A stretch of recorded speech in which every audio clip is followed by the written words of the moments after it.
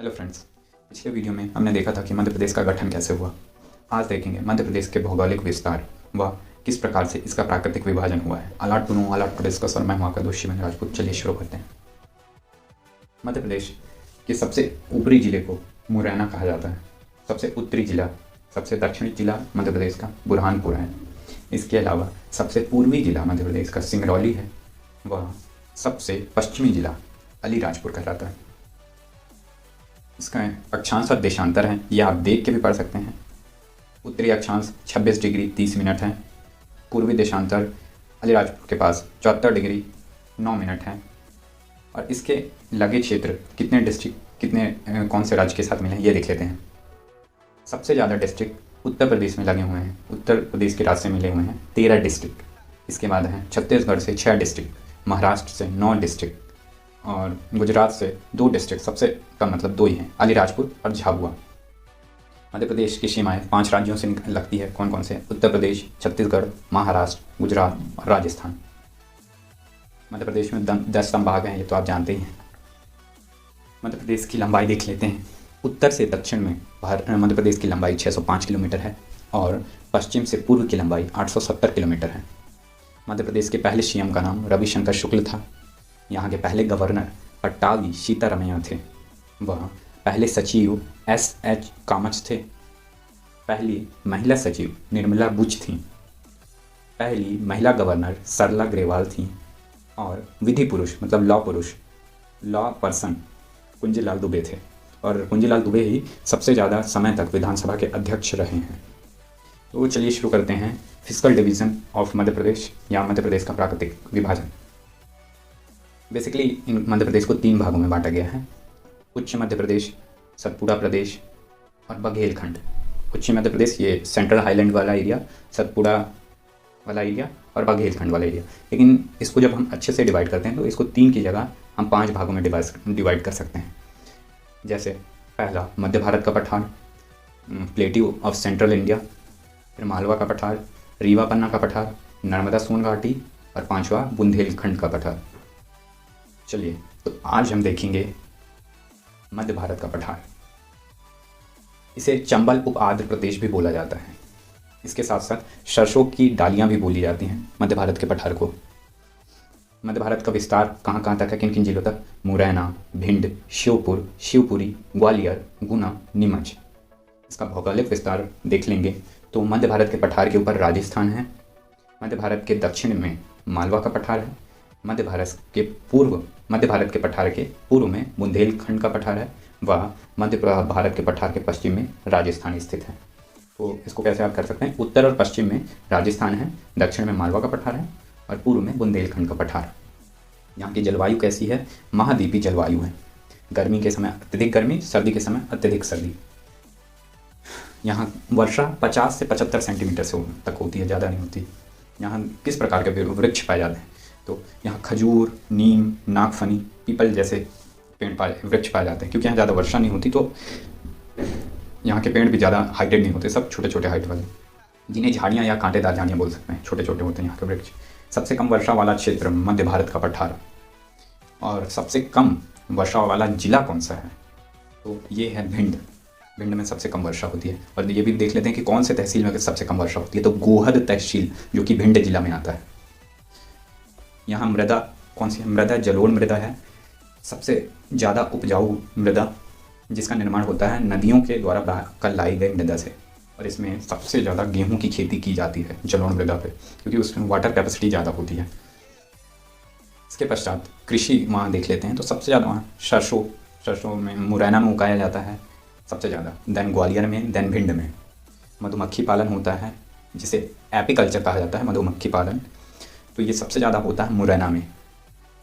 मूंगफली का उत्पादक जिला शिवपुरी और खरगोन है। और सबसे इंपॉर्टेंट जो जनरली क्वेश्चन आता है MPPSC में, अफीम सबसे ज़्यादा मध्य प्रदेश में कहाँ उगाया जाता है या खेती सबसे ज़्यादा कहाँ होती है? तो मंदसौर में होती है। और मंदसौर कहाँ है? मध्य भारत के पठार में। मंदसौर के बाद नीमच और रतलाम। यदि अफीम के बारे में पूछा गया तो सबसे ज़्यादा मंदसौर, सेकंड में नीमच, थर्ड में रतलाम। जौ की खेती सबसे ज़्यादा होती है गुना में। ये सिर्फ हम मध्य भारत के पठार के बारे में पढ़ रहे हैं। जौ की खेती सबसे ज़्यादा होती है गुना में। खनिज देख लेते हैं। मध्य भारत के पठार में कौन कौन से खनिज है? शीशा जो कि दतिया में प्राप्त होता है। इसके अलावा रंगीन संगमरमर जो कि ग्वालियर में प्राप्त होता है। मतलब फेमस चीज़ें हैं जो याद रखने वाली है। रंगीन संगमरमर कहाँ से मिलता है? ग्वालियर से। स्लेट कहाँ से मिलता है? मंदसौर से। डायपोस्ट खनिज मिलता है छतरपुर और शिवपुरी से। यहाँ की प्रमुख उद्योग भी देख लेते हैं। मुरैना में प्रदेश का पहला सीमेंट कारखाना बना था एसीसी सीमेंट का 1922 में। किस जगह पे मुरैना में बना है? तो बानमौर में एसीसी सीमेंट का कारखाना खुला था 1922 में। इसके अलावा सीमेंट के अलावा बानमौर में और कत्था उद्योग भी है।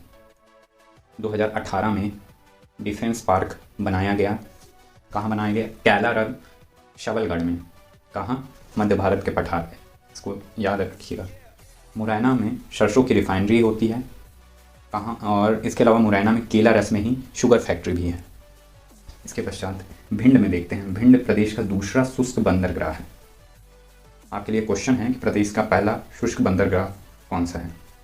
2018 में इजराइल की सहायता से डिफेंस पार्क बना। आप कमेंट में ये क्वेश्चन बता सकते हैं, प्रदेश का पहला शुष्क बंदरगाह। देन देखिए भिंड में क्या हुआ? 2018 में इजराइल की सहायता से डिफेंस पार्क बन रहा है। कहाँ बन रहा है? भिंड में, मालनपुर में। देन थर्ड ग्वालियर में क्या है? माचिस उद्योग है, दियाशलाई उद्योग है और तिली। माचिस उद्योग में जो तिली बनती है उसका रेड फास्फोरस भी वहीं मिलता है। जो टॉप में तिली की माचिस की तिली में रेड फास्फोरस होता है। देश का एकमात्र रेल का जो स्प्रिंग होता है कारखाना वो भी यहीं है। ग्वालियर में कहाँ है? सिंथोली नामक क्षेत्र में स्प्रिंग कारखाना है।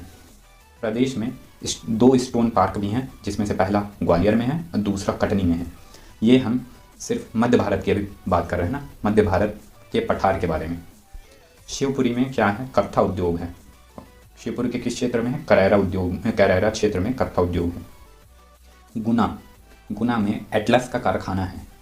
इसके अलावा धर्मपुरी उर्वरक कारखाना भी है जो कि यूएसए और इटली की सहायता से बनाया गया है। धर्मपुरी उर्वरक कारखाना गुना में, ये याद रखिएगा। प्रदेश का एकमात्र फुटवियर डिज़ाइन पार्क भी गुना में ही है और प्रदेश का दूसरा मसाला पार्क गुना में ही है। आपके लिए एक और क्वेश्चन है कि प्रदेश का पहला मसाला पार्क कौन सा है? कमेंट में बताइएगा। इसके अलावा अशोकनगर में चंदेरी साड़ियों के लिए प्रसिद्ध है। चंदेरी की साड़ी कितनी प्रसिद्ध है? हमारे पूरे भारत देश में चंदेरी की साड़ी प्रसिद्ध है। इसके अलावा चंदेरी को ही पहला पेटेंट भी मिला है और पहला जीआई टैग भी चंदेरी साड़ी को ही मिला है। इसलिए ये इतनी चंदेरी साड़ी प्रसिद्ध होती हैं। चंदेरी साड़ी हैं कहाँ? अशोकनगर में। इस अशोकनगर के बाद नीमच में एल्कोयट का फैक्ट्री है जिसमें अफीम से दवाई बनाई जाती है। ये बहुत इंपॉर्टेंट है। अफीम से दवाई कहाँ बनाया जाता है? तो एल्कोयट फैक्ट्री में, और एल्कोयट फैक्ट्री कहाँ है? नीमच में स्थापित है। इसके अलावा मंदसौर में प्रदेश का दूसरा मेगा फूड प्रोसेसिंग पार्क है जिसका नाम क्या है? दलौदा बाजार। जग्गा खेड़ी में Madhya Pradesh food processing park है जिसका नाम है, जो दूसरा मेगा फूड प्रोसेसिंग पार्क है दलौदा बाजार, कहाँ है? जग्गा खेड़ी, मंदसौर। अब यहाँ की प्रमुख नदियाँ देख लेते हैं कौन कौन सी हैं। ये याद रखिए हम किसके बारे में बात कर रहे हैं? मध्य भारत का पठार, प्लेटू ऑफ सेंट्रल इंडिया। जब हम मध्य प्रदेश का प्राकृतिक विभाजन पढ़ते हैं तो इनमें अलग अलग क्षेत्र होते हैं, बघेलखंड का पठार, बुंदेलखंड का पठार। तो हम अभी बात कर रहे हैं मध्य भारत के पठार के, जिनमें प्रमुख नदियां हैं चंबल नदी, सिंध नदी, कुंवारी नदी, क्रूबो नदी, स्वर्णरेखा नदी, पाहुज नदी। अब इन नदियों के बारे में हम जब नदियों का सिलेबस करेंगे तब स्टार्ट करेंगे। चंबल नदी की उत्पत्ति कहाँ हुई, सिंध नदी की उत्पत्ति कहाँ हुई। अभी बस ये याद रख लीजिए कि यहाँ मध्य भारत के पठार में कौन कौन सी नदी प्रमुख नदियाँ हैं? चंबल, सिंध, कुंवारी, क्रूबो, स्वर्णरेखा और पाहुज। और यहाँ वाटरफॉल कौन कौन सा है? तो एक पावा वाटरफॉल है, या जिसको पोहरी भी बोला जाता है, तो ये सिंध नदी में है। सिंध नदी में शिवपुरी में कौन कौन से वाटरफॉल में याद करते जाइएगा? पावा, भूरा खून और सुल्तानगढ़। ये तीनों वाटरफॉल किस में है? सिंध नदी में, शिवपुरी में। उसके बाद डगोना जलप्रपात और सनकुआं जलप्रपात, ये हैं सिंध नदी दतिया में। ठीक, इसके अलावा ऊर्जा एनर्जी देख लेते हैं कि ऊर्जा के क्षेत्र में क्या क्या चीज़ें। तो चंबल में सौर ऊर्जा संयंत्र है। प्रदेश का पहला सिंचाई बांध मुरैना में है। मुरैना में कहाँ पे है? पगारा में है, पगारा क्षेत्र में प्रदेश का पहला सिंचाई बांध। उसके बाद प्रदेश का पहला जल विद्युत संयंत्र जो कि ग्वालियर में है। प्रदेश का दूसरा सबसे बड़ा ऊर्जा संयंत्र मंदसौर में है और कितने वाट की यहाँ बिजली निकलती है? 260 मेगावाट की बिजली उत्पन्न किया जाता है। प्रदेश मतलब मध्य प्रदेश की बात की जा रही है ना। मध्य प्रदेश की पहली जल विद्युत परियोजना गांधी सागर परियोजना, वो भी कहाँ है? मध्य भारत के पठार में। और यहाँ के प्रमुख अभ्यारण्य या सेंचुरीज के बारे में देख लेते हैं। घाटी गांव नेशनल सेंचुरी है कहाँ? ग्वालियर में। करैरा नेशनल सेंचुरी है शिवपुरी में। माधव नेशनल पार्क है शिवपुरी में। गांधी सागर नेशनल सेंचुरी है मंदसौर में। यहाँ की संस्कृति देख लेते हैं। संस्कृति में जनजाति, कौन कौन सी जनजातियाँ रहती है? तो बंजारा जनजाति और सहरिया जनजातियाँ रहती हैं। और यहाँ के प्रमुख नृत्य हैं शहरिया, क्या करते हैं शहरिया? रागनी, लहंगी, दुबदुल, धोड़ी। और बंजारा जनजाति कौन से नृत्य करती है? तलवार, डंडा, बेली। आज हमने मध्य भारत का पठार पूरी तरह से विस्तृत रूप में देख लिया है। अब कल देखेंगे बुंदेलखंड का पठार। At last but not the least, Shivendra Rajput signing off.